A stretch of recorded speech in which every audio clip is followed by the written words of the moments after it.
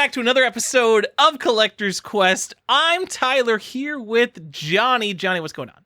Oh man, we got so much good stuff. Tyler, I'm so happy to be talking to you right now. I'm pretty happy to be here, Johnny. We just ran a Patreon poll for what So You Want to Collect episode is going to be next, and the people have spoken, Johnny.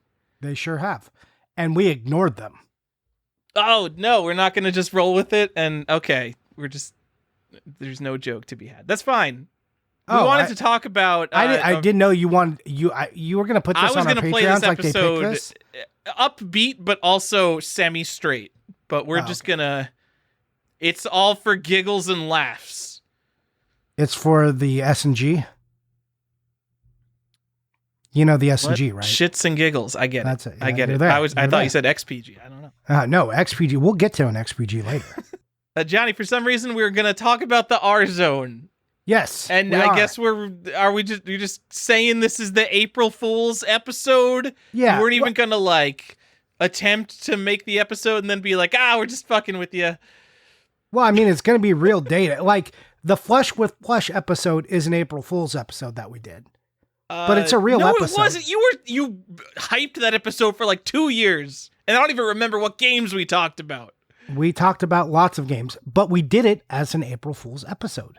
Okay. And here we are. I get it. I get Flush with Plush now because I understand how excited you were about plush games, and now I'm just looking for these limited editions from 1990 and earlier. Yeah, make sure you get those FAO Schwartz bears.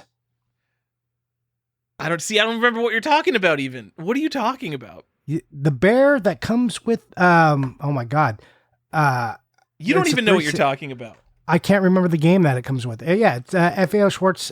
God damn, we're just going to sound awful right off the bat. No one cares about that. Go listen to the episode. There's one of them that comes with the bear. Yeah, from FAO Schwartz. Johnny, Tiger handheld LCD games is not a good thing to collect. We've made fun of it quite a bit. I think it might be cooler to collect Connectables. Ours. Oh my god, Connectables. Johnny, in the short amount of research we actually did for this episode, I want to say I was very surprised how bad R-Zone information was. I wasn't expecting R-Zone information to be good, but I think in literally an hour of just compiling sources and doing the barest minimum of getting dates and maybe a hint of rarity about these cartridges, our episode document is probably the best document on R-Zone that has ever been written. It surely is. And I mean, it was more than an hour because earlier in the week I spent some time in developing the document than we did an hour here. Oh, okay. Yeah. So you did do something before. Yes. Let's start out. Johnny, there's no information about the R-Zone, and people clearly collect it, but no one has ever did anything more than a YouTube video of here's my weird R-Zone and the 5 games I have for it. That's basically it. And it's not just that there isn't R-Zone information out there, it's that all of the R-Zone information is terrible because everybody has just copied and pasted from whatever little information they found and they just took it as gospel, or they couldn't find any counter sources to it. So there's a lot of places that say there's only 8 games. Wikipedia has games, they have their names wrong. There's games that are rumored that said they were canceled. There's games that just don't exist at all that some sites are listing. Good Deal Games, your source for bad info all the time. And a lot of these, Racket Boy has an article and that one's pretty good, but that's over a decade old. No one cares about the R-Zone except for some weird nostalgia thing. Everyone's like, oh man, remember the R-Zone? What a piece of shit. But they say it with some sort of love. I don't understand. I don't know. It might be because I'm a little bit younger than you, Johnny. As someone who watched a lot of cartoons in the mid to late 90s, I want to say R-Zone commercials are iconic. They are one of the most memorable commercials of the 90s, I think. And if you haven't seen one, just go watch any of them. I'm pretty sure they're all very similar. It's a kid's floating head in with blue lights on it, and he's playing the red game. We'll talk about what an R-Zone is. I'm sure there are people listening to this who don't know what an R-Zone is, but he's playing the R-Zone, and projected over his face will be the cutout LCD game in red, and it looks like garbage. And then they'll flash like a half second of the real arcade game, and they'll be like, "Hey, he's playing Battle Arena Toshinden. He's playing Daytona," and they'll flash it to make it look exciting. And it'll be a real quick flash, so it's like, whoa, I just got a pulse of a fighting game. That was awesome. When actually it's like the biggest piece of shit in the world. Oh, it's so terrible. And the print ads, like, the print ads aren't very good. You'll see the same, like, kind of floating stuff. Also, mixed in with all this bad information is, I don't know if you've ever heard of this other R-Zone by a little-known company that went bankrupt not so long ago, Toys R Us.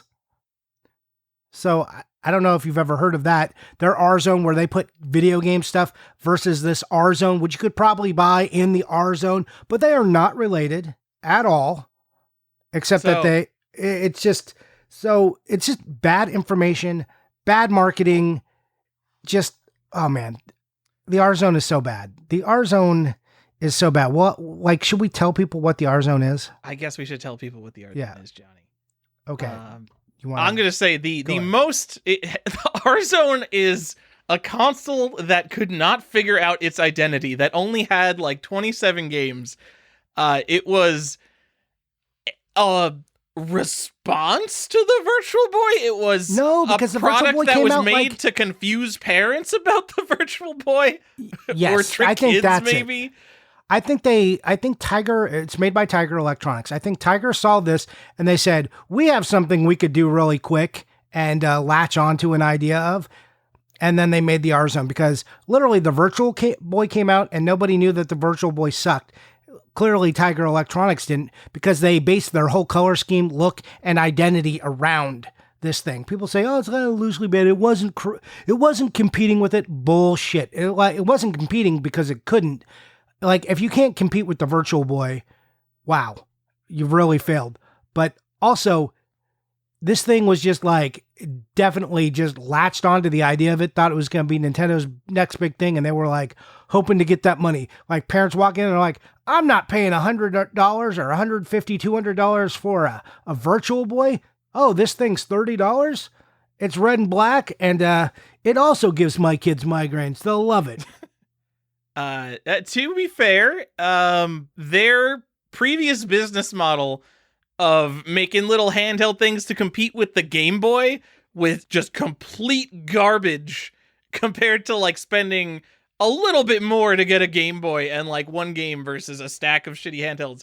That model worked out for them for like over a decade. Oh, absolutely. And that's why I said, I think they had the technology, they had the right people and said, oh, we can do this. We have somebody like, the Virtual Boy came out and they're just like, let's do it. Just turn this thing out really quick. So it came out, Virtual Boy came out in 1995 here, I believe. And this thing came out at Christmas time, 1995. So I didn't check the official launch date of the Virtual Boy. Yeah, it was late 1995 for whopping $30. Yeah, but I know the R-Zone came out like November, December holiday Christmas, 1995. I just think the Virtual Boy, I want to say maybe it was like August or something in America, but I can't remember. Anyways, we should tell people more about what it is. The first iteration, and there are multiple, for a game console that died in 1997, this thing has 4 different versions. The first one, much like the Virtual Boy, was a head unit. So you like strap this thing onto your head, and you have this LCD cartridge. This is where Tiger departs from its normal business model. They've made a cartridge that you plug into a console, and this console is basically just the controller, and it's got way too many buttons for what's going on. It has like 10 buttons, but only 4 of them actually do anything for the game. The other 6 that go across... Well, they're just copying the Virtual Boy, because the Virtual Boy did the same thing. Yeah. So, but this one had like a ton of buttons. Like, it's like sound on, sound off, like just dumb buttons that really like anybody who spent more than 10 days trying to figure this thing out would have refined this button scheme. That's all I'm saying. It had a D-pad on it. Some of them didn't have D-pads. They had arrow buttons instead of an actual D-pad. Original one had a D-pad, and this LCD in the cartridge would be projected through a mirror. Like, it would show it up and then project through a mirror to this like weird pirate-esque eyepiece that like you wore in front of your head. Like, it looks like a Dragon Ball Z scouter that you wear on top of one single eyeball. But I believe, if I remember correctly, you wear it over one eyeball, but the most comfortable way to play is to like look with both of your eyes at the one eyeball screen. It's so weird. Yeah. Also, like head movement or like would distort the image. You couldn't like really dial it in. So it's hard to play and hard to look at that screen. So it was, this idea wasn't working out, but it sold gangbusters initially. So Tyler, this thing released. Yeah, it sold great for about a 2-month period. And that 2-month period is the holidays, because all they had was like this one promo video. There was no reviews. Nobody had it. The thing literally got dumped into the stores. Parents were like, yes, here's a cool item for my kids for Christmas. So it sold well. And then all of a sudden it didn't, because by like January, people were like, this thing sucks balls. Why did you do this to us? People immediately started reporting migraines, dizziness, less than a migraine, just like a regular headache, feeling sick about it, tension headaches from the band, which was too tight and also very uncomfortable. Once the reviews started coming out, every industrial magazine about video games that, wasn't like Nintendo Power slammed this thing as a piece of garbage, pretty much. And Nintendo Power, just because they don't talk about this stuff. Like EGM and all those magazines were like, this thing is terrible, throw it in the garbage, get rid of this thing. People have called it the worst console ever made. It's probably one of the most infamous. I don't know if it's the worst, because I haven't looked at enough of these like weird, tiny little console systems that survived less than 2 years. But I think for mass marketed ones, this is probably your worst console. And the design changed. I would dispute that from the very few R-Zone games I've played, just based on the fact that the racing games I've played are like LCD racing games, and in some sense, an LCD racing game is perfectly fine. You know exactly what it is. You have 3 lanes. You have the lines coming at you to give you the sense of speed, and you avoid cars. It's basically the simplest LCD game you can make, but that's the reason that is pretty playable. But they marketed this thing, mind you. That's not how they marketed it. I don't care how they marketed it, but I know there are consoles that are completely irredeemable. So I think that I don't think that's to be had with the R-Zone. I don't. In some sense. I don't know if that's true. Like, not as a console. I think my expectations for an LCD handheld are a lot different than it is for something you're calling like a portable console that's supposed to compete with the Virtual Boy. They tried to make you think that this thing was 3D and virtual reality, and it is in fact none of those things. That's literally how they marketed it. Yeah, that's bad marketing. I'm not saying the R-Zone is good. I just bet I could find some obscure worse console. Well, I didn't say obscure. I said most well-known bad. I was pretty clear about that. Like the most well-known system, not like one of these weird, like even smaller than this, but like a system that people actually know and talk about, the R-Zone, for as much as they do. I don't know if you would find one that rates lower.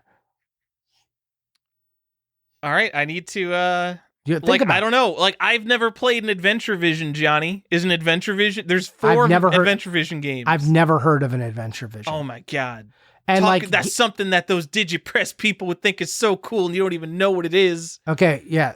So how many people even know about Digipress? That's what we're talking about here. Turbo Express sucks because it has no games. It's just TurboGrafx games. That sucks. Cool. Good one. Game.com is like, I don't think is as well known as R-Zone, and I think that's a better system. Like what else you got? Also made by Tiger. I don't know. I will come back to you next week with research on the worst game. It could be the R-Zone. Okay. So I could name like individual games. Like Tiger also made Game Watches. I had a Yes. Super Mario World Game Watch, which was the worst thing. Terrible. So another thing about the system which made it crappy, they all ran on batteries, all of them. And I don't think it ever got to the point where they made an adapter, like a plug, a power outlet adapter for them. I might be wrong, but I don't think that ever happened. So I doubt it. The response, as I was saying, circling back to that, was so bad. In 1996, they changed it. they changed it to something called the Super System. It's still an R-Zone Super System, which got rid of the little mirror piece, put it down on a little screen, and it was gigantic. It ran on 4 double D batteries. It went from AA to 4AA to 4 double D in this giant thing. But I don't really, think there's such a thing as a double D battery. Or D battery. Oh, man, I'm just saying double D battery. Cool. Yeah. But it did this one cool thing that they took away in the next version. So in 1996, when this thing came out, they created these little slides that go over your LCD cartridge. It's a little color slide that snaps on top of the LCD cartridge to project a color background image. It's a static image, but instead of being fully red, migraine-inducing screen, it changed it up to color. And that was really... Well, hold on. That's a big statement. It changed it up to color. Yeah. The LCD images are still just black, but it's projected onto a background now. Yes. Which was cool. And so some of the games they had already released then came back out with these. And I think they're... Oh, man, I forget what they're called. Super slides or something that attach forward. And those are pretty cool. I mean, we're just talking about the system. We'll get into some of the games and some of the collectability and if you should collect this, because this is the So You Want to Collect R-Zone. And the answer is, no, you don't. Don't do that. Do not collect the R-Zone. But if you do, we'll give you some info. Okay, I want... It's the R-Zone Super Screen, not the R-Zone Super System. And what's the screen? The screen's maybe like 5 or 6 inches. It's a pretty big screen. It's much bigger than the tiny LCD mirror on your head. Yeah, so the other two systems project the image onto a mirror, which is dumb. This one projects it through a magnifying glass onto a screen. Plus, they added the color backgrounds, which is a feature I don't think they needed to add. I think it shows someone over at Tiger Electronics was trying to salvage this. They were like, some engineer was like, I told you that headset was super dumb. We should have just went with my handheld or with my tabletop arcade design in the first place. And look, we can add color to it. And it's only going to cost us an extra 35 cents per cartridge. I'm a genius. Well, I mean, it still looks... It has a backlight. Like, Tiger games don't have backlights. This one has its own backlight. This is the one to get. That's why it took so much more in the battery department. Also, Tiger already made handhelds. They should have been thinking, like, they just wanted to be the Virtual Boy. Like, they just wanted to capitalize on that market. But really, their strength was handhelds, and that's what they should have done. And that's what they went back to. Instead of, like, also, no one went back to this weird headset idea. Thank goodness. Yeah. I mean, well, I guess they have kind of come back to the headset now if you consider all the actual VR headsets that are out. But yeah, this was a terrible idea. Well, what came after the Super Screen, Johnny? The Super Screen, my favorite, the XPG, which stands for Extreme Pocket Game, which is weird because they just made it smaller and they brought back like kind of the projected mirror like screen, but now it sits in your hand. So it was like more portable because you could kind of put it in your pocket, but not really. And it was still pretty big and it still had a gross array of buttons on it. Now it went down to like 4 AA batteries again. Yeah, so it's fine, but they took away the functionality of the screen. Like they took away the color background. Fine. You can't make a handheld where you have to look at a mirror. So it's tiny too. It's tiny. It's so small. It's so small. But people say that that's the one to get, and I think they're wrong. They're like, because of the battery. I'm like, no. Just that's wrong. If you have to play this thing, go get the super screen. No, if you have to play it, get the headgear because that's the iconic one.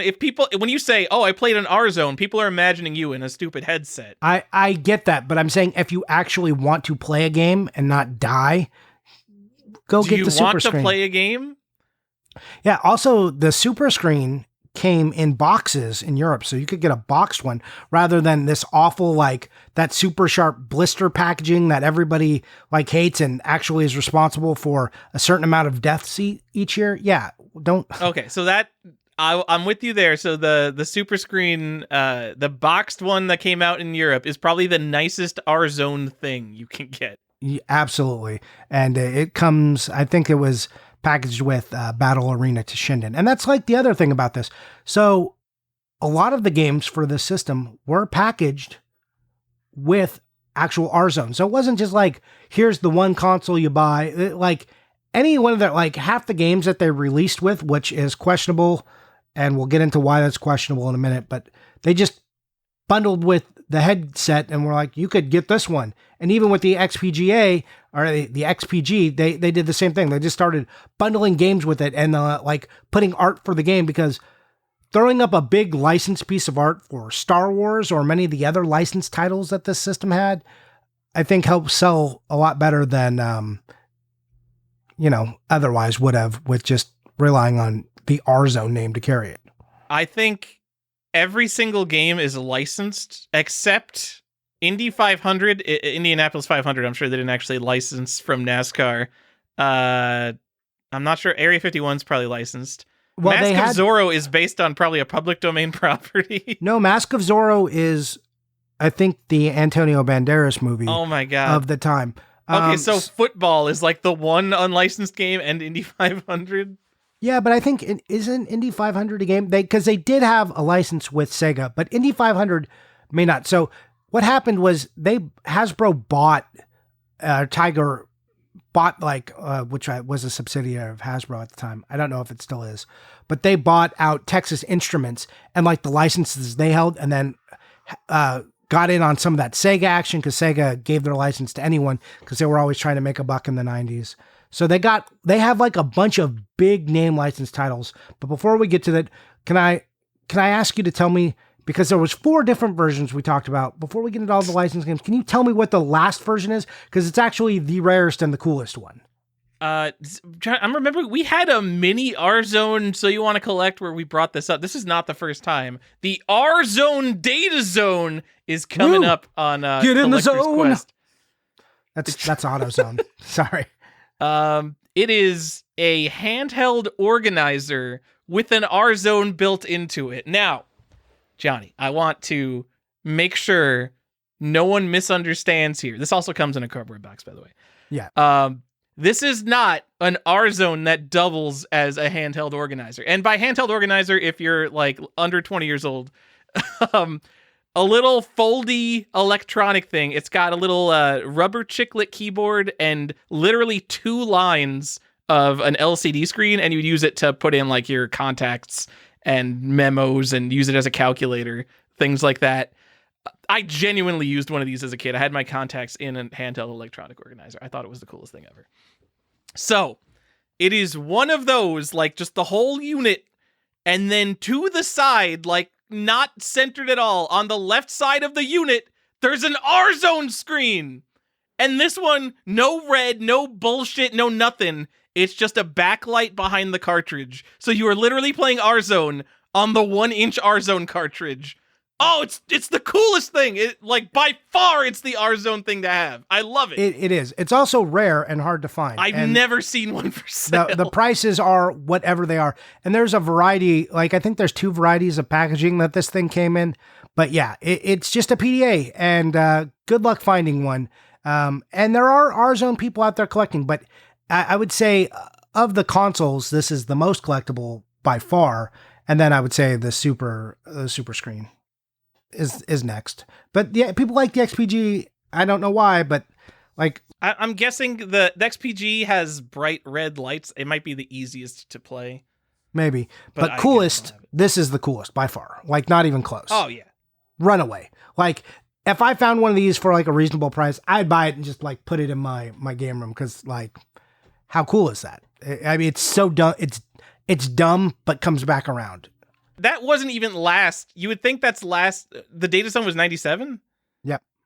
See, all right, I might have been just reading bad data, because I read somewhere the Data Zone was 96. So R Zone 95, Super Screen, and Super Screen 96, and then XPG 97, and then Data Zone also 97? Data Zone might be even 98, but yeah, 97, I'm pretty sure. Where did they sell an R Zone Data Zone? What section of the store, of which store does that go in? Maybe Best Buy? Like, I don't know. Like, remember, it's hard to imagine now, but in the 90s, electronic stores were a lot different. Like, could you have gone into, I don't know, a Babbage's or something? Radio Shack? Yeah. Like, any one of these kind of stores. It's just things have changed. Yeah. All right. You're right.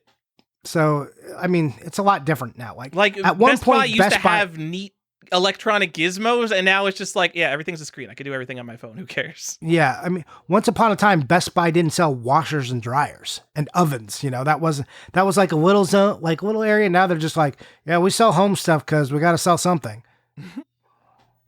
So, yeah. Now, if you need a vacuum and not games or CDs and movies, go to Best Buy. And if you need all that other stuff, go to Amazon. I guess Anyway. it's a good time to mention that the poor Warzone, after its maybe year and a half of life, honestly, it's hard to believe that Warzone lasted as long as it did. I think a year and a half for such like a clearly dead on arrival console, this got more support than it really deserved. Oh, absolutely. Like, I can't imagine all the licensed titles it has. It's just because Tiger has an embarrassment of licenses. Like, they've been doing this for so long. They're just like, yeah, we could slap huge licenses on whatever the fuck. People do not give a shit. Yeah. Because like back then, like now, everything is like, oh, don't touch our license. We care about our license. Brand integrity. We got to protect the brand. Back in the 90s, it was like, make that dollar any way I could. Who cares? And like, plus Sega in the 90s had no idea what's going on. They're just like, please, we need any money. It was killed in 1997 to make room for the Gamecom, which Game.com. 1-2 punch. Right, the Game.com. You were correct. Oh no, I think when you turn it on, it says Gamecom.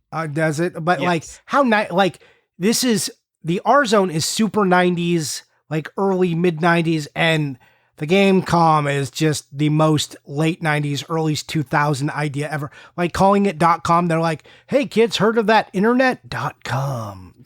Just the worst. I know this isn't a Gamecom episode, but I just want to say, did Tiger actually own Game.com? Because it would be really funny if they did. Oh my God. Even in late 90s, Game.com, probably a pretty hot domain. Yeah, they might have had to pay someone $1,000 for it. I mean, probably all the Warzone profits, at least. There were squatters. There was domain squatters from the start. So you would think that would have got taken. Let's go into some. We have a format that we do in the show when we do these, and we have like certain questions. So Tyler, was there a mascot? No, Johnny. Why are we doing the format for an Warzone? I'm trying to maintain some sort of integrity to the So You Want to Collect episodes. I wanted to do it straight at the start, but we came out and we're like, haha, this is the joke episode. Don't listen to it. No one cares about Warzone. But we're doing it for serious. We got more information than anyone, apparently. We do. And I know you're going to listen to this and you're like, Johnny mispronounced one of the things. Trust me, we're so much further along than all the other websites. It's very sad. If you have a great Warzone website, please send it to me because it is slim pickings. I mean, you're going to have to clean this up and publish it somewhere. I'll leave it to you. You can, I don't know, just put it in a Google Doc or something and post it somewhere. Just because it's ridiculous. Like the Wikipedia article it doesn't even say Daytona USA. It says Daytona Racing. Yeah. And all the other websites, literally, if you look for a list of Warzone games on the first page of Google, you will find a tripod.com page, and it will be just some guy who's an Warzone fan, and he has a list of games. It's entirely wrong. And it's just here's a list of all the games that I've seen advertised. If you think something's wrong, please email me and I'll fix it. And I'm like, this is the level? This is first page of Google results here? Also on first page are 4 different websites that say there are only 8 games. Anyway, there's 27 games to continue our format here, Johnny. All of them are licensed, and almost all of them are literally licenses. And are there 2 regional exclusives? There are two regional exclusives. Because not every game worth coming out in every region. Price of a full collection, loose/complete. I bet it would take you years to get a full Warzone collection. So any price we could even make up now wouldn't even be correct by the time you collect it. I mean, maybe. Let's see. If you were I'm looking at the list. I'm going to say you're going to spend $3,000 to complete an Warzone collection. If you were Stefan, how long would it take you? The problem is where are you going to find it? Like the rare games just seem to not show up. And Stefan, if you're Stefan, you probably want them all sealed or something, because it'd probably be somewhat doable to get them all sealed. Hold on. Hold on. Are you doing math? I'm doing math. I'm doing math. 1100, 1150, 11, 20, 1300, 14,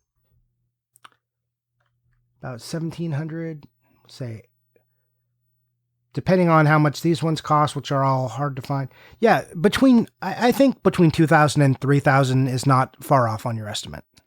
So I think the one thing Warzone has going for it in terms of some of these cartridges are genuinely seem rare. Usually for consoles like this, they seem to really top out once you get more than a couple $100. What is it? Like one of the rarest N-Gage games is Wheel of Fortune 2. And like they just don't turn up. But when they turn up, I know they only go for like a couple $100 to maybe $300. At least in the past. I haven't looked at prices in the past couple of years. You might have the hardcore people going after a Mask of Zorro that turns up, but even they're going to tap out after a few $100 because it's an Warzone game. Yeah, I mean, the demand just isn't there. Even though, if you look, Warzone auction's complete. I don't understand it, especially if there's like one of these rarer games or harder to find games in there. Yeah, it's crazy.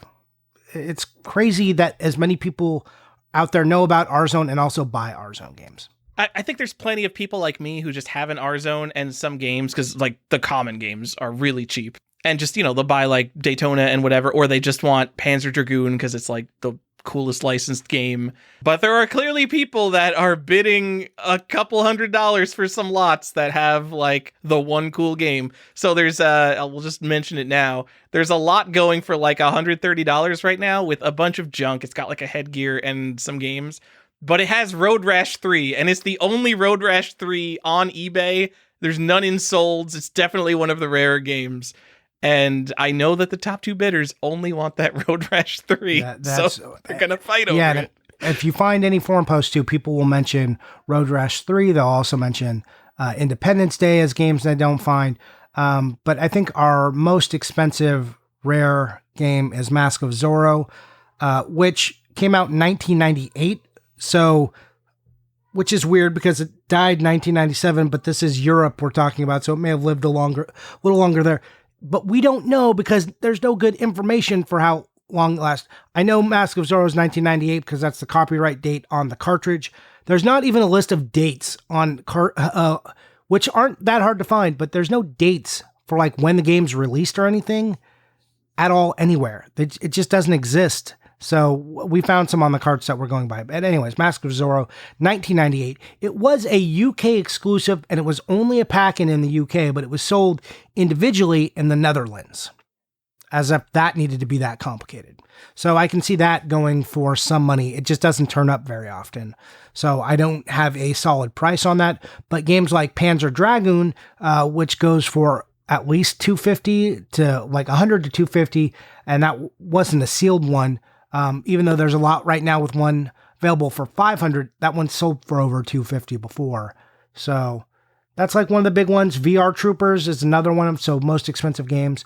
I don't think we said what the launch game was, and that was Indy 500, which came out in 1995. But I think I was saying Primal Rage 1994. So who knows? Though the system didn't come out till 95. I don't know if they were just borrowing the old Primal Rage copyright number. The system is so bad. Everything about this system is so bad. But what least expensive games, Tyler? Can you tell me what the least expensive games are? Just a couple of them. And just tell me about them. I will give you all the games that seem super easy to find sealed. How about, Johnny? You can get Batman Forever, Battle Arena Toshinden, Daytona Racing. I'm sorry, Daytona USA. We copied the Wikipedia thing, apparently. Primal Rage, Star Wars Jedi Adventure, Star Wars Millennium Falcon Challenge. I think one of those there's like a ton of. Virtua Cop and Virtua Fighter 2. And there's probably others, because there's definitely more than that you could find sealed. But those are like, if you want a sealed Warzone game, you're going to get one of those, and it's going to be like probably $40. Yep, for $30 to $40. The loose ones wind up being like $20, but the sealed ones are usually like $30. You will find more if you open up your search to be worldwide. So if you are looking for this, do a worldwide search because this was a global system for some reason. Do those European ones run at 50 hertz though? It's a handheld. It runs at like 2 frames a second. Yeah. Like how many frames? Like the fact that you're like LCD games are fine, they have some charm. You're like, but all my games need to run at 60 frames a second, except these ones. I'm not saying. I'm not calling it good. I'm calling it the best you could do with limited resources you have. Yeah. So, we listed most expensive games. Actual rare games, I think, also include football, which is also called soccer, and also has another name that I believe is French that I can't say. It was an exclusive to France, and it is football. Soccer, that it's called football on the cartridge, to be clear. I'm not just Americanizing this. But it, like I said, also 3 titles. That one, Mask of Zorro, aren't showing up. But if you were just looking at the US, Road Rash, like Tyler said, is another one. VR Troopers does not show up. Wait, there was a VR Troopers sold on eBay. In one lot. But was that the one that went for $550, but it was best offer? Yes. Jesus. Yes. Jesus. So Independence Day is another one. And I think Panzer Dragoon shows up, but it isn't very expensive. Also, Star Wars Imperial Assault seems like fairly uncommon. It shows up, but I haven't seen it in sealed very often. And I think that has to do with a lot of these were bundled with consoles. We'll talk about which ones were. There may be more. This is by no means comprehensive. It's just what I could find in my limited searching. So okay, I just want to correct you. You said Panzer Dragoon is not very expensive. It is by far one of the most expensive games because it's one of the ones collectors go for. It's expensive, but I don't think it's very uncommon. I think it's uncommon, but not. It's expensive. Same with like Nights into Dreams. Well, Nights into Dreams you have put as rare, but that's $100 because it's Nights into Dreams. Exactly. There's some games that just have a higher collector appeal. Like if I was gonna buy an R-Zone game, I would want Nights into Dreams. Like the Star Wars games for me, even more than Panzer Dragoon, but yeah, Nights into Dreams, like, oh man, Nights into Dreams, cool. That's a cool one. This other stuff is just like, oh, licensed movie stuff. Nights into Dreams, that's like a real game. Same with Road Rash. Are you going to buy Star Wars Millennium Falcon Challenge? I'm going to just say most common R-Zone sealed game. It is super common. If I ever buy an R-Zone, I'll be sure to get that with it. You're not going to get one? Come on. After doing all this compiling of information, you don't want one now? Remember when you were telling me that doing the research is good enough and you don't just need to collect everything? That the research can be part of the hobby? Yes. Oh, do you hate when I use your words against you? So, no, yes, but also, like, usually you find something interesting and you're like, oh, I want to go collect this because there's something interesting about this game that no one even thinks about. But I guess the interesting things we found are like, oh yeah, the clearly rarest games are the ones that are the most expensive because even though no one cares about this or compiles this info, there's clearly like 5 people out there who are like, oh yeah, Mask of Zorro, football, and Independence Day are some games to have, guys. Absolutely. We have a section for in-demand games or key franchises. It's basically the same, like all this is licensed, so everything is a key franchise, essentially. There's like, I'm just going to run through the whole list of games real quick. There's only 27.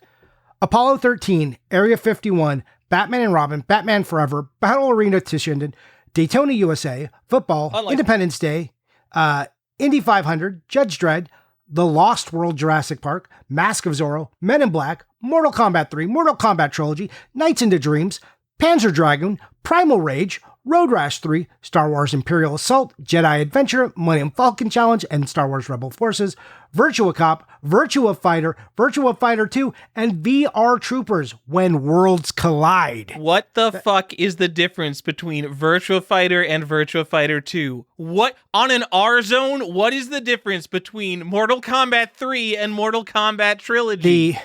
The little image that, pops up. That's it. It's got to be the exact same gameplay. It could just be the same logic. I mean, the kids are stupid. They're not going to know. I bet a bunch of these games use the same logic as like older Tiger handhelds. Because I mean, absolutely. What needs to be different? They're probably identical. In fact, there are some Tiger LCD handhelds that have the exact same name as these Arzone games. I have not.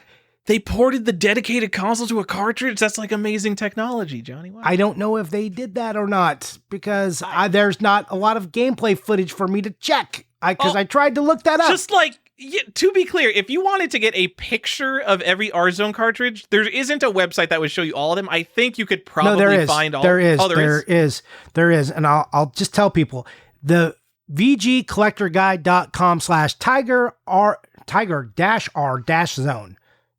Okay. That is all right. website. Let me follow it up with this. If you want to find footage of every Arzone game, you definitely can't find footage of all of them. No, you can certainly cannot. find footage of like Panzer Dragoon and some of the more common and popular games. I have no idea what Mask of Zorro is, Johnny. I have no idea what football is. And what was the other? Also, you can't emulate this shit. So I figured before this episode, I'm like, I'm going to do my research, guys. I'm going to find the best Arzone game because I have like 5 Arzone games. And it's emulated in MAME, but there's only 3 ROMs that have ever been dumped. So MAME emulates like Battle Arena Toshinden, Indy 500, and Batman Forever, I think. And that's it. Those are the only Arzone games you can emulate. So this system isn't even preserved. And I don't even think this is like a super obscure system. It is just insane that no one cares about the Arzone. We were just talking about in the last episode that there was a guy working on the FreeDO emulator who was so unhappy with the emulation progress of 3DO that he went off and he made his own 3DO emulator that 100% is 100% compatible with every 3DO game from every region. You're telling me there's not one weird person who's into obscure consoles that was willing to compile information or dump every Arzone cartridge or something? There's no Arzone fan it's like crazy into it? Well, there was about a year ago on Reddit. They talked about how it finally made it to Android, that you could finally play Arzone games emulated. The problem is the dumping. No one has dumped all the games. Yeah, I mean, that just means that Android's running MAME probably, because it's just in MAME. But man. So, there's like no footage of this stuff either. Yeah, if you want to check these are practically lost games. Guys, talking about we just did an episode on that. You can't play unless you own it. Literally Arzone games. Yes. What else did we forget to mention? The Vectrex in that episode. So, womp, womp, womp. Someone brought that up. Like, you can't have the experience of a Vector monitor. I mean, that's the whole cool thing. You can have a Vector monitor at home with the Vectrex. It's a little overrated. Don't tell the collector people I said it. Dang, Vectrex sucks. Yeah. Same. There are people going to be like, what? And they're, but what about all the overlays? The overlays! Just the Arzone copied it. And we're saying it's the worst system ever. Yep. Anyways, what else can we say about this system? Wait, Johnny, I just want to also bring up in terms of data, I am 1,000,000% sure, you correct me if I'm wrong, there isn't a source that says which games come with overlays and which don't. So you don't even know if your collection's 100% complete if you're collecting for the Arzone. Well, and I know there are instances of games that come with it and then don't come with it, depending on when it was released. No! Yeah. Does it count if you have the version of the game that doesn't come with the overlay? Yes. Yeah. I don't know. What if you only have a super system? Well, you should only have a super system, and you should endeavor to get the super system. Those super screen, because that's the better one. That's the one to collect because it has the extra thing. And a lot of them, you might find it, but if it's loose and they didn't have that thing attached to the screen the whole time, then that thing could just be lost to time because it's just a little slide that clips over it. I want to imagine that there was some kid super into Arzone and he really enjoyed mixing up his backgrounds. He's like, I'm driving the Millennium Falcon through Panzer Dragoon. Oh, this is the coolest. I didn't ever even think of that, honestly. That's a wild idea. Man, you could modify your own games. Make your own fun. Man, it's a whole new level. I bet the person who invented it definitely thought of that. He's like, oh man, kids are going to love this. It's going to be collectible. They're going to trade their backgrounds with each other. That sounds awful. So we talked about key franchises, recommended games. Tyler, we're not recommending any games for this system. I mean, Super get cheap Indy games- 500. It's the pack-in. It's the first title. It's historic, Johnny. But every game is like a pack-in for this stupid thing. Super cheap games that you should buy, they're not. Like all the basic games, if you want to play it, Tyler gave you that list of common games that are all about $25 to $40. Those are the ones. Expensive stuff that's worth it, meh.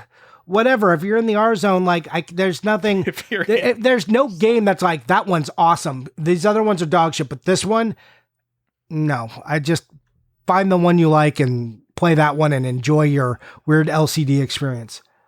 Panzer Dragoon looks fine. I won't say it looks good. So we have a section that's called collector stuff. Variants, cool corner case stuff. John, I guess go over all these bundles if that's what you want to go over. Yeah, I'm going to real quick. So as we were saying, lots of games were packed in with like the headset and like the obnoxious R-Zone advertising. So I can tell you just a list of some of the games that I've seen confirmed. This is confirmed, not necessarily all of them, just the ones I have confirmed. Batman and Robin was seen with the XPG. Batman Forever with the R-Zone, that's the headset version.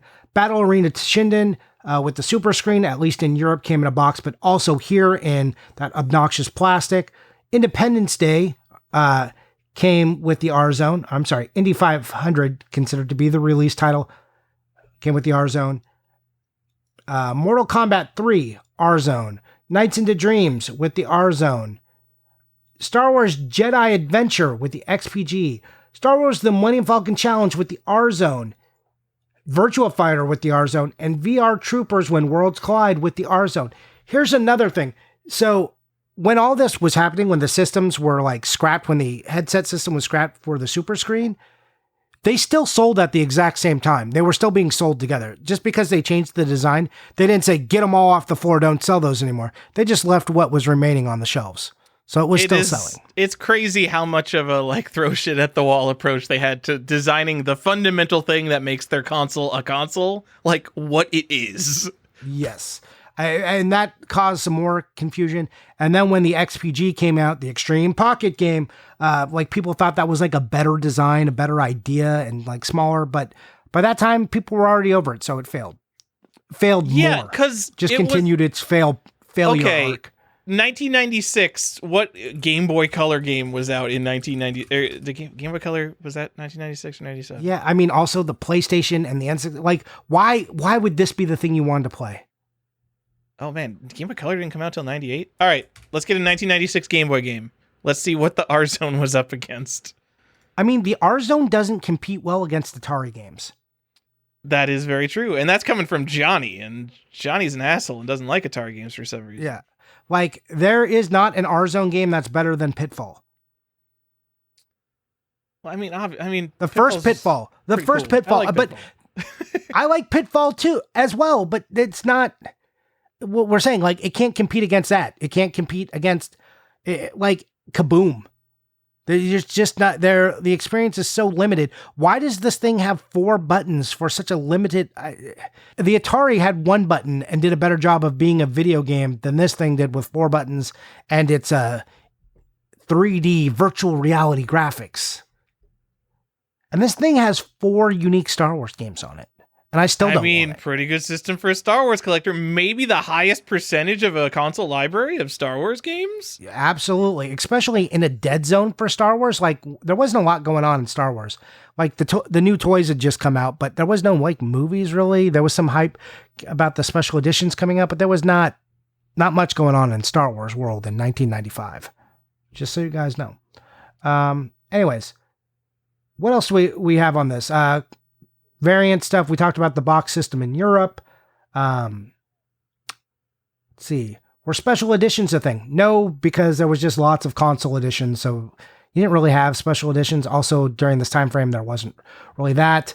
Hey, Tyler, are there any aftermarket or homebrew games for this? Not that I know of, because I don't think anyone's manufacturing tiny LCDs. Hey, what about accessories or magazines? Or any of that other stuff, like, cases and stuff that they make ad nauseum to hold your games and stuff. Surely there was those. Considering how much hardware they put out, I'm surprised they didn't put out like a case for your Warzone games. But I guess nobody bought multiples of them. They probably everyone who bought an Warzone and like maybe one or two games, and then they bought another game out of just like sunk cost, and then they're like, okay. Like so maybe I just no one ever bought enough to need a case. Yeah, maybe I got the bad game. Nope, turns out that was just all of them. Tyler, are there like repros for this system? Are there things you gotta be aware of? You skipped something here, Johnny. Unless you brought what? Uncommon games that aren't expensive yet, Johnny. Half of the Warzone, and by not expensive yet, I mean probably like $100. But the rarity of $100 Warzone cartridge compared to the rarity of $100 Super Nintendo cartridge, Johnny. Ooh. On orders of magnitude difference, you could have something so rare for $100. Yeah, you could get that Star Wars Rebel Rage Forces 3, Road Rage 3. Yeah, maybe you could find a VR Troopers. Whew, who knows? Anyways, are there repros for this game that might dupe our collectors?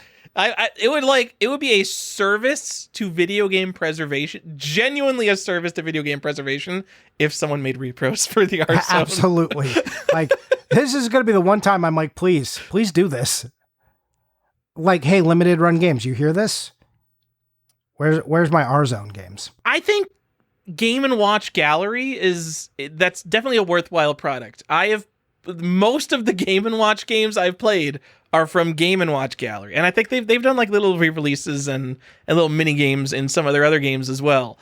Because who has fucking game? No one has Game & Watches anymore, so Nintendo releasing those games constantly has been awesome. I would buy the Warzone collection, Johnny. I would buy the Warzone collection too, 100%. But because everything is licensed, it would be a nightmare. Would never get made. Those damn licensors! Yeah, would never happen. Yeah. Okay, right. What's the current outlook for this system? Sorry, we've talked about, there's also a section that's regional exclusives. As a reminder, Mask of Zorro, UK, standalone Netherlands, pack-in only in the UK, football, France. All right? What's the outlook for this system? Anything? How do you I'm going to tie this into the next question. Should you collect this system, Johnny? All right. This episode has changed my outlook on the Warzone because I think the outlook is grim. And learning that only 3 games out of 27 can be emulated, and most of them, like half of them are pretty rare. And they're like these little 1x1 inch cartridges that are the easiest thing in the world to lose or throw out. I am worried for the future of Warzone. It makes me want to collect more Warzone games. Okay. I'm going to say I'm going to take the opposite, but this perfectly ties into your logic, especially given our last episode. So I'm with you. I agree with your logic. I don't think you should collect this. I think it's neat. I would love to see your complete Warzone collection. I can't really recommend going out there and but if you wanted to show me a list of games, there's hard to find, and I'm not saying the games itself, but a list of like titles that look good. Like, yeah, like these are all baller licenses. Like, looks pretty cool. Yeah, you're doing it on name as far as gameplay, not so much, but that's not really what we're about. So, well, I still don't think you should. Going back to being a collector, I think if I was going to buy my next Warzone game, I think it would probably be Panzer Dragoon because let's be real. But am I going to spend $200 on an Warzone cartridge? Or let's say one shows up for $300, $400 sealed, because Warzone games aren't the hardest thing in the world to find sealed when they do show up. Probably just because the sealed package is so much bigger, so it was harder to throw out. If I buy a sealed Warzone game, and the whole reason I'm collecting Warzone is because these games are getting lost to history, it being sealed does nothing to help me. Like, I want to know what the fuck the Apollo 13 Warzone game is. That's probably one of the games I can't find footage of on YouTube. I think like the whole reason I would buy that to spend $50 to $75, I'm going to guess on that, would be to be like, what is this game? Who made an Apollo 13 game? But if I bought a sealed, I can't play it. But if I buy a loose cartridge, I have $100 tied up in this potato chip of a cartridge that is such a piece of garbage. So I feel like either way I'm losing. Because from the preservationist sense, I don't want to spend a lot of money on games that I don't see as very collectible. But if I buy the sealed versions, which still display very poorly because they're in blister packs, then I don't get any of the preservation. So if you were going to collect this, you should buy a pegboard and just hang those things up like you were a store. So it's interesting. You brought up Apollo 13. I wanted to say something about Apollo 13. There's not like really a video game version of Apollo 13 because this is based off the movie that came out in the 90s. There's not like a game of that. All these other ones, I think maybe not Mask of Zorro, but there are like video game versions of these. But Apollo 13, I think, was only as a pinball machine, right? 13-ball multi-ball. Sega game, I think. I mean, makes sense because this was all like Sega licenses. So, but there's like, that makes Apollo 13 very cool. Like also maybe Mask of Zorro, like maybe they don't have these. I like some of the Star Wars ones because they're individual titles. Like, oh, come on. Don't make me want to buy an R-Zone game by pointing out that it's like the only Apollo 13 game. Yeah. I mean, but that's what we're here for. Same with like Independence Day. Like that makes these games cooler. No, and Independence Day is on a bunch of Independence Day definitely is a PlayStation game. Oh yeah. It's also a Saturn game and the PS1. Yeah. Okay, I got that one wrong. Sorry. But Apollo 13, Mask of Zorro. I want to look into Mask of Zorro. VR Troopers When Worlds Collide. Is that like a thing? Is that the full name of VR Troopers? Japanese VR Troopers games. So, but also the Star Wars games, like I said, they're like these aren't there. I'm curious about these. I'm not interested in football, but like, what about Men in Black? If you're interested in Star Wars, there's more garbage Star Wars if you need that. Because I grew up with the Game Wizard, which is a handheld you've probably never heard of. It's another one of these LCD things with cartridges, and I had 3 Star Wars games for that. Really? Yeah. Well, putting that on the list. Thanks, oh yeah, Tyler. go get a Game Wizard. See, that's another one of these things like Flight Simulator 98. Where Game Wizard was genuinely a part of my childhood. I bought it new, I think. It was like a grandparent gift. It's like, here, I know you like video games. Here's this terrible LCD thing.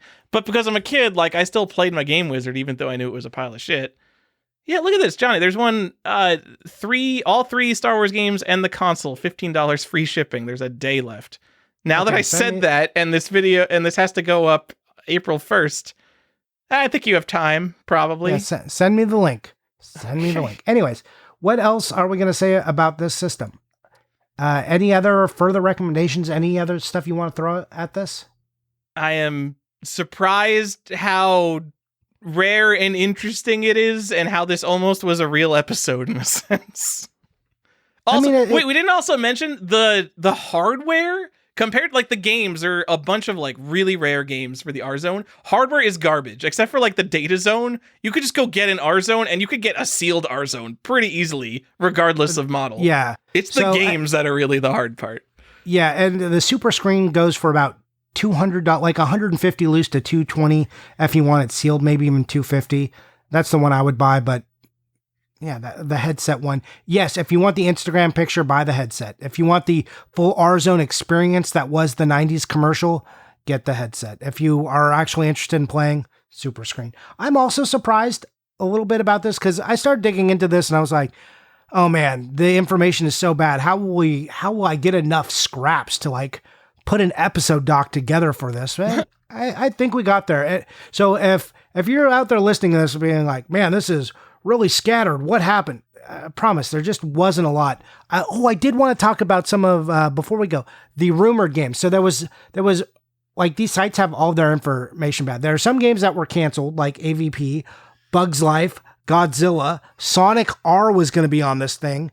And then rumored was like Spawn was initially like said it was going to be a game in 1995, like in the release window, there was going to be a Spawn game. Didn't happen.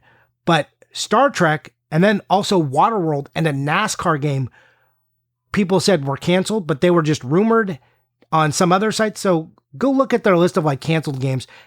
Some people swear that a Waterworld exists. And I know, Tyler, that would be something that interests you deeply if there was a Waterworld.